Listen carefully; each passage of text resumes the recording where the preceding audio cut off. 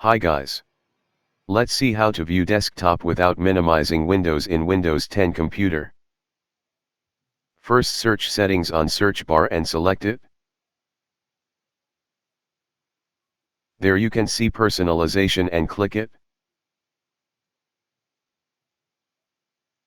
There you can see left-hand side menu panel. You have to select taskbar from it. In here you can see an option called Use Peek to preview the desktop when you move your mouse to the Show Desktop button at the end of the taskbar. You have to select On. Then you can see there's a secret button in the bottom right corner of the taskbar. Click it to minimize all your open windows at once.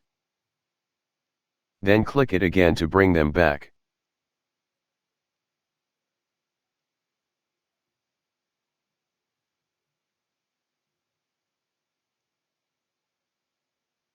That's it.